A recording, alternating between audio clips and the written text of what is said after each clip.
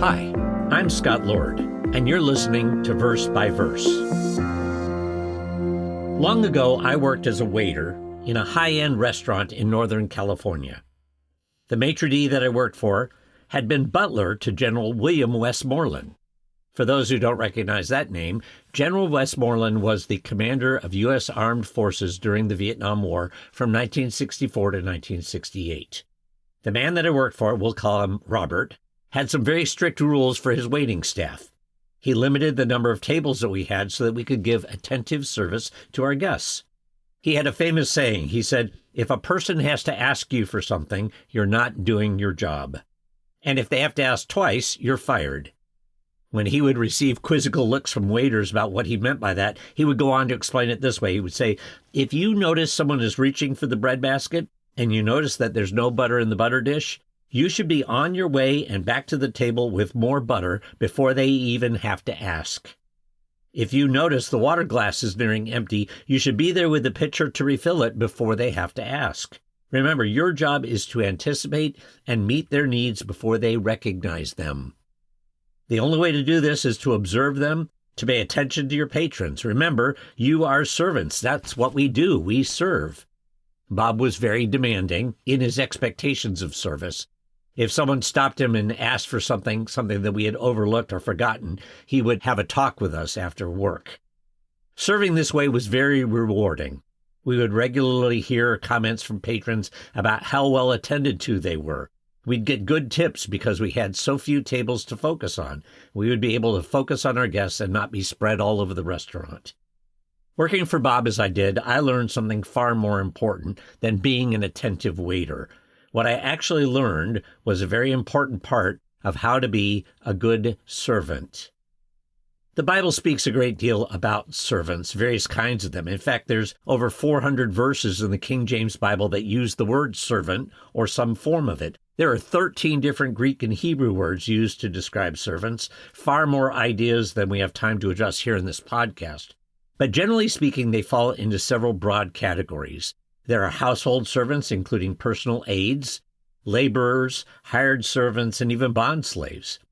If you'd like to gain a little more insight on what the Bible says about being a servant, you might spend some time studying each of these different words.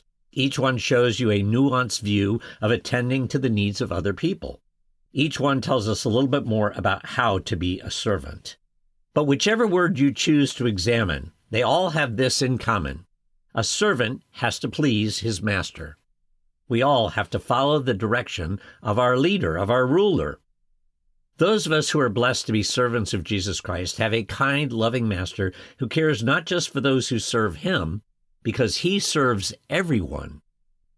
On the night he was betrayed while celebrating the Passover with his disciples, Jesus said, "Whoever desires to be first among you, let him be your slave. Just as the Son of Man did not come to be served, but to serve, and to give his life a ransom for many." That was Matthew chapter 20, verses 27 and 28. Did you notice? Our Master did not come to be served, but to serve. Our Master is a servant. We are servants of the servant, Jesus Christ. He understands what service is. He demonstrated it. He expects his servants to do the same, which brings me to the main verse I wanted to discuss today. It is found in Psalm 123. The passage is found in the book of Psalms among the songs of ascent, and most biblical scholars believe that the songs of ascent were written for the priests to sing during the festival seasons. Psalm 123 verses 1 and 2 say this, "Unto you I lift up my eyes, O you who dwell in the heavens. Behold, as the eyes of a servant look to the hands of their masters, and as the eyes of a maid to the hands of their mistress, so our eyes look to the Lord our God until he has mercy on us." Psalm 123, verses 1 and 2.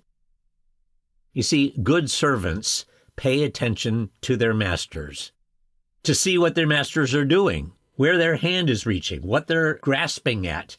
They anticipate and participate in the work of their master.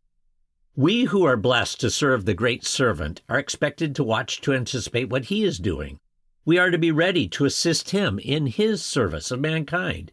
And that's what I learned while being a waiter. I learned to anticipate. I learned to attend to. I learned to watch. I learned to be ready to help. I learned to serve. Verse by Verse is a Life, Hope, and Truth podcast. Check out the show notes to find more free content like videos, articles, and booklets in our Learning Center.